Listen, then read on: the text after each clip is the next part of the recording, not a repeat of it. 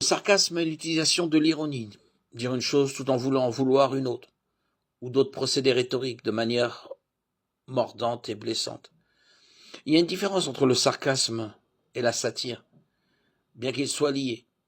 La satire est l'utilisation de l'ironie ou du ridicule pour exposer la bêtise, mais sans la morsure du sarcasme. La satire est plus douce, le sarcasme est plus moqueur. La question est de savoir si la satire ou le sarcasme sont appropriés. Cela serait assez facile à résoudre si ce n'était pas le fait que Dieu utilise la satire à plusieurs endroits dans les Écritures. Par exemple, les paroles de Paul dans ce passage. Les Corinthiens n'auraient pas considéré le langage de Paul comme intentionnellement cruel. Au contraire, ils auraient reconnu que Paul utilisait la rhétorique pour faire passer un message. Les Corinthiens se sentaient supérieurs à Paul et le jugeaient. Il les appelle donc des rois spirituels et dit ironiquement que Dieu considère ses apôtres comme de la racaille et de la lie. Le passage semble sarcastique. Il dit une chose tout en voulant en dire une autre, d'une manière qui fait passer les auditeurs pour des idiots. Mais la méthode de Paul n'était pas destinée à être une insulte personnelle.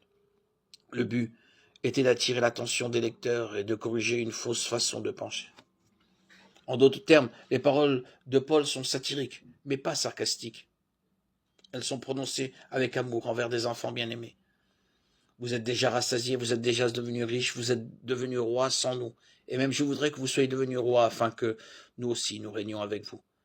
Car je pense, Dieu nous a fait paraître, nous les apôtres les derniers de tous, comme des condamnés à mort parce que nous sommes en spectacle au monde, aux anges et aux hommes. Nous sommes fous à cause de Christ. Mais vous êtes prudents en Christ. Nous sommes faibles, mais vous êtes forts. Vous êtes distingués, mais nous sommes méprisés. Jusqu'à présent, nous avons faim et soif, nous sommes nus, maltraités, sans abri. Nous travaillons dur, travaillant de nos propres mains.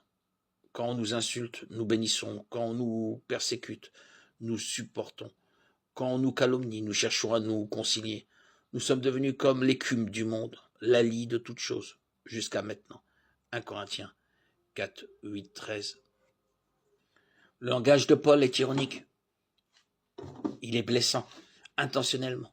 Pourtant, comme son intention était de conduire les Corinthiens à obstiner la vérité, on peut quand même considérer cela comme de l'amour. En fait, Paul a poursuivi ce passage en disant « Je n'écris pas ces choses pour vous faire honte, mais pour vous avertir, comme mes enfants bien-aimés. » 1 Corinthiens 4, 14.